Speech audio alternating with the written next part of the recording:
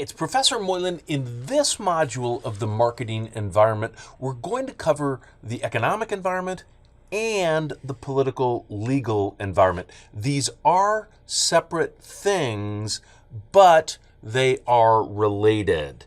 So we'll start with economic factors, and this looks into things like consumers' income, purchasing power, inflation, recession. We really should call these macroeconomic factors because that's the official name of this. Macroeconomics is the study of large economic units and focuses on things like U.S. gross domestic product, job growth and unemployment, growth in industrial production, the consumer price index, which is a measure of inflation, and other economic indicators, as well as political factors which affect economic indicators. Let's go ahead and start with gross domestic product. Now, gross domestic product is an aggregate measure of production. It is the most common measure of economic output.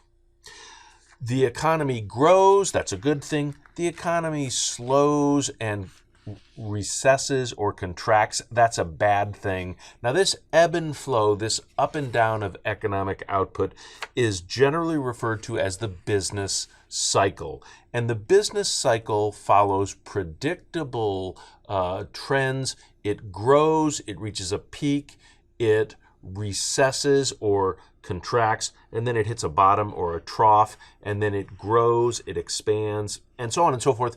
If you smooth out these waves, there definitely is an upward trend of economic growth. If we want to look at this for the United States for the past 140 years, we can see that there's clearly a very, very, very large upward growth in U.S. gross domestic product per capita. But if you look more closely, you see lots of little wiggles in there, lots of little ups and downs. By the way, let me go ahead and define recession. If it just goes down for one quarter, that might be an anomaly. So economists require there to be two consecutive quarters of decline to call it a recession. So there have been lots of little teeny recessions, but there have been two major ones. In the 1930s, you see the huge trough there throughout the entire decade. That's referred to as the Great Depression. And after 2008, for several years, what's now often referred to as the Great Recession. Another thing that's looked at is job growth and unemployment. Very good news in the late 2017 for unemployment. In August, the most recent unemployment statistics that I have access to, 4.4%. That is a very low unemployment rate historically. But first off, let's go ahead and define unemployment. You might think that's pretty obvious what unemployment is, but actually let's use what economists refer to unemployment.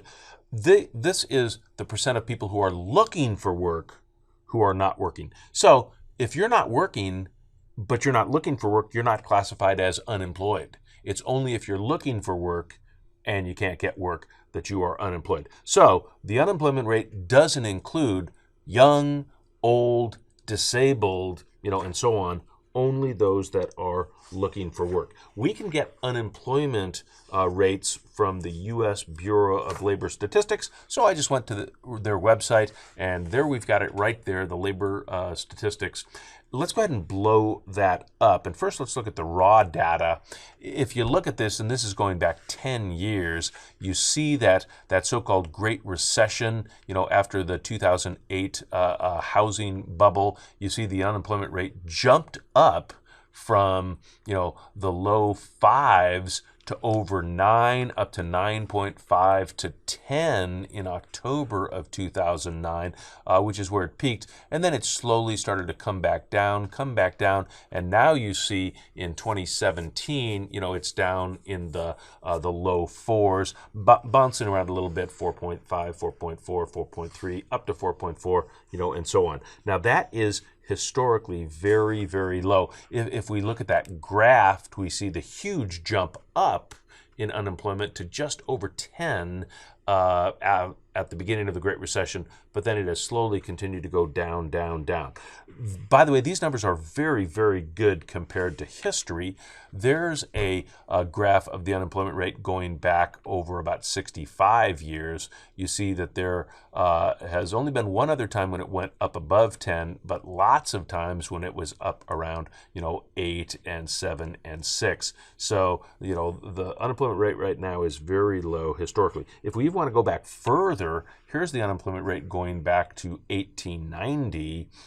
You can see that there's that huge jump, and that, of course, was the Great Depression. If we want to blow that up and look at that even closer, we see that during the Great Depression, the unemployment rate went above 25%.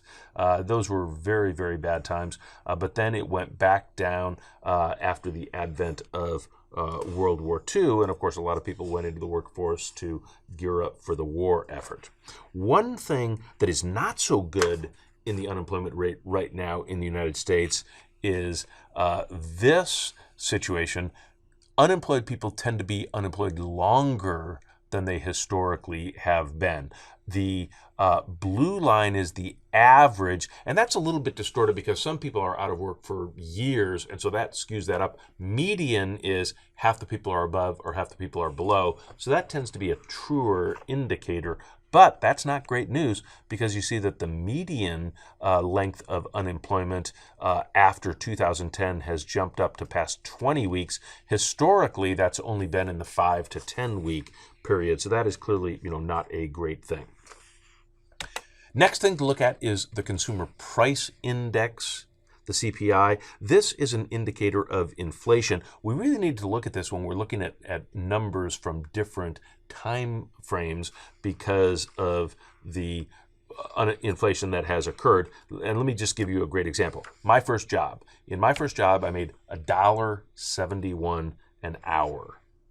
But that was back in 1971. You can't compare 1971 dollars to 2017 dollars.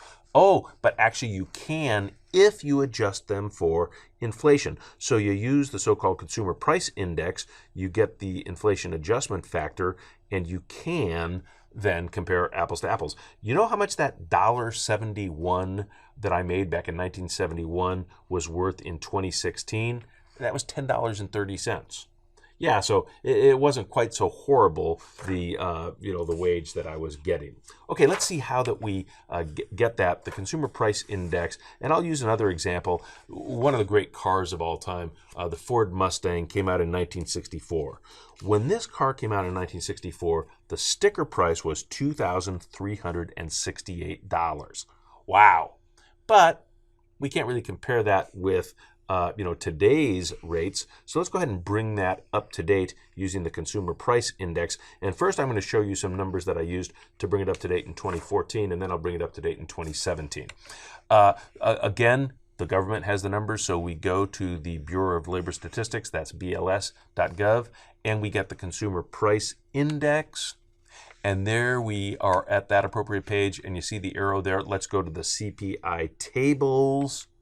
We then go to the tables, and they give us the data. What we want to do is we want to get the historical, all items from 1913 to the present. So what we can do with that is we can take any point in time from 1913 to the present and then get the numbers to try to, make comparisons. So here we go. There you see at the top that starts in 1913, where the value is 9.9. I wanted to look at the Ford Mustang, so that's 1964. You see the arrow there. The value is 31.0. Let's go ahead to 2014, and you see the value there is 236.384. We'll call that 236.4. So now I have the two numbers that I need, 31 and 236.4. So I will just put those into an Excel spreadsheet and then do the math. So I can see there that my 1964 value converted to 2014, I need to multiply that number by 7.63. That's 236.4 divided by 31. And so that gives me 18,056. Okay, that's how much that Mustang cost in 2014. Now, if you didn't follow that math, and I know I went through it relatively quickly, Don't worry about it. I did want to give you that background so you see where these numbers come from, as opposed to just putting them in a black magic box. But actually, that's what we can do now. We have a black magic box. We go to the Consumer Price Index tables at the Bureau of Labor Statistics, and they've got a new thing on there. Look at that calculator. Inflation, easily find out how the buying power of the dollar has changed over years using the inflation calculator. Okay, that's what we want to do. So all we do is we punch that little calculator button, and then it gives us a dialog box, and we put in our number. And so I put in my number 2368 in January 1964, and it did all the math for me. So for July 2017, that is worth $18,759. So it's come up a little bit, not a lot, but it's come up a little bit from 2014. Inflation is relatively low right now. Okay, let's look at political factors as well. The Economist is a great publication that gets into this aspect of political economy, as it's often called, how political factors impact economic activity. And if we want to look at types of economies, there are really three basic types of economies. Each economic system has its own benefits and drawbacks, but the three main types of economies are command economies. Those are things like communism and socialism. Free market economies, well, that would be capitalism, and mixed economies. And in reality, most people that refer to an economy as being free market really is mixed. There's very little pure capitalism going on. There's a combination of capitalism and some sort of government control. If we want to look at the different types of economies, we see how much GDP per capita is, and not surprisingly, there tends to be higher GDP per capita in economies that are more capitalism-based than command-based. Now, again, command economies or central planning economies are systems in which the government owns most of the business and highly regulates the environment. Those are, communist economies, socialist economies. On the other hand, free market economies where the production and distribution of goods and services are controlled by private individuals rather than the government. The benefits there are, the economic activity tends to be better. There's more jobs and income. There's more goods and services. There's choice. There's entrepreneurial activity. But the drawbacks is this leads to income inequality because there is competition. And when there's competition, sometimes there's winners and sometimes there's losers. And without adequate checks and balances, there can be exploitation. Now, mixed economies have a combination of both. There's both publicly and privately owned businesses. And they tend to be a nice balance because command economies, they lack job creation, but free market economies, they lack social welfare. So mixed economies tend to, try to get the best of both worlds. There's a fascinating way to look at, which is better, and that is to look at Korea, which was one company, one economy up until the Korean War, which then split into North Korea and South Korea. And it's pretty dramatic what's happened there. The red line is North Korea, the blue line is South Korea, and you see how the economic activity in North Korea has stagnated, but the economic activity in South Korea has grown very, very dramatically. Let's go ahead and finish up with our political and legal factors. There's not a lot of federal legislation that you really need to worry about. I would argue that there's really two major pieces of legislation. On the one hand, all of these are to some extent important to marketers, the Sherman Act, the Clayton Act, and so on and so forth. But I would really focus on the Federal Trade Commission Act and the Robinson-Patman Act. And the reason that those are so important to marketers is the Federal Trade Commission Act created the Federal Trade Commission, the FTC, which makes a lot of rulings that impact marketers. And the Robinson-Patman Act, and this is especially important for marketers because of its impact on pricing, Quite simply, the Robinson-Patman Act says that you cannot discriminate between competitors, customers, I should say, people that you're selling to. You cannot discriminate between customers. If you're selling them the same product in the same quantities, you've got to give them the same price. There are slight ways around the Robinson-Patman Act. One is you don't have to offer everybody the same things. But if Walmart is buying 14-ounce bottles of Heinz ketchup and Kmart is buying 14-ounce bottles of Heinz ketchup, you can offer discounts for things like buying it by the case, buying it by the pallet, buying it by the truckload. But once you get to the truckload, you can't really show how there's any savings between buying 1 truckload and 3 truckloads. So anybody that buys a truckload or a container load of ketchup, 14-ounce, the same size, is going to pay the same price. State laws. Different states have different state laws. The 2 states that are most of concern to marketers are New York and California, and the reason is they're very, very big, and historically they've been very aggressive in regulation. Because they're so big, if you are afoul of their regulations, that means you've got to put something different into those states. Given the size of the state, those 2 states, most marketers would not like to do that.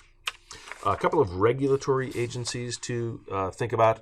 The Consumer Product Safety Commission protects consumer safety in and around their homes. The Food and Drug Administration enforces safety regulations for food and drug products. And the FTC that I mentioned a minute ago, the Federal Trade Commission, prevents unfair methods of competition in commerce. We don't want unsafe products to be around. Of particular concern are products that are in the hands of kids. So that's a real hot button for marketers, so-called dangerous toys marketed to children.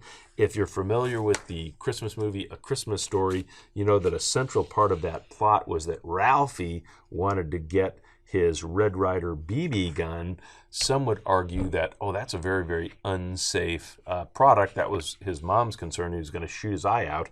But the Red Ryder BB gun, is still available. You can buy it at Walmart for just $24.47.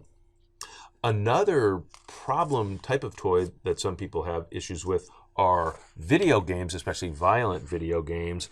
They don't think that those should be in the hands, especially of younger kids. The video game industry has, in my opinion, done a pretty good job of self-policing. Now there are warning labels on the front of more mature-themed games. Another kind of hot button area for a lot of marketers is marketing to children with regard to food products, especially things like cereal. Well, one thing that's changed is since the passage of the NLEA, the Nutritional Label Education Act, in 1990, there are nutrition labels on all food and beverage products, and that includes cereals. So if we turn these boxes around, we'll see their nutrition facts. But here's one thing that's kind of interesting. If you look really, really closely at the nutrition facts, serving size. Okay, serving size. Here's the interesting thing. They're not uniform. I went ahead and put a graph together of, or a table, I should say, together of a few of the top cereals. Notice that Frosted Flakes, their serving size is 28 grams, which is the same thing for Cheerios. But Alpha-Bits is 30 grams, Raisin Bran 59 grams, Shredded Wheat 49, Cinnabon 30. So when you look at, say, the calories or the fat grams of competing products, you're often looking at apples and oranges because they've got those different serving sizes. So you've got to be careful. There's a term that is used, caveat emptor, let the buyer beware. Caveat emptor, when the buyer takes the risks and is responsible for checking the condition or quality of the item purchased. Let the buyer beware.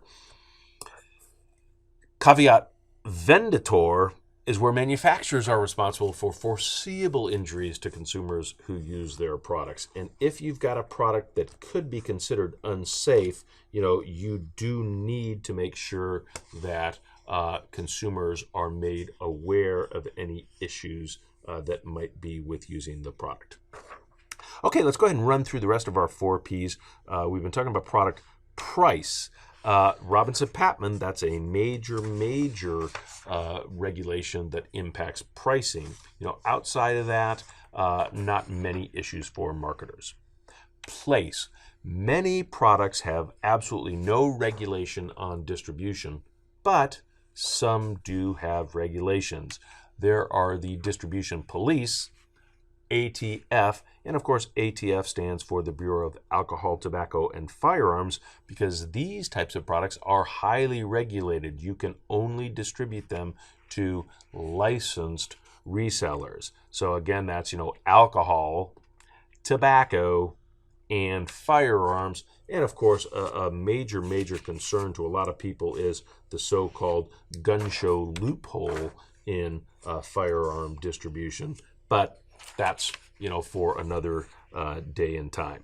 Let's go ahead and finish up with the FDA, the Food and Drug Administration, because they're the regulatory agency that is responsible for regulating the distribution of pharmaceutical products. So you can't go and buy, prescription drugs other than through a licensed reseller, a pharmacist, and only with the, requisite paperwork, the prescription from the doctor. But that's not true for so-called OTC, or over-the-counter pharmaceuticals, which you can buy, in lots and lots of places without regulation. A somewhat, unusual kind of in between there are so-called nutraceuticals.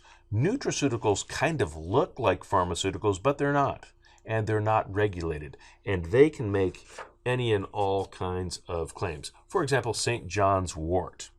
Notice their label says may help enhance mood, but there's absolutely no conclusive proof of that. Some people buy into this, some don't. Certainly Jack Daniels could not put may help enhance mood on their label, but St. John's wort can. Another one that is highly debatable is the value of using a product, a dietary supplement like glucosamine.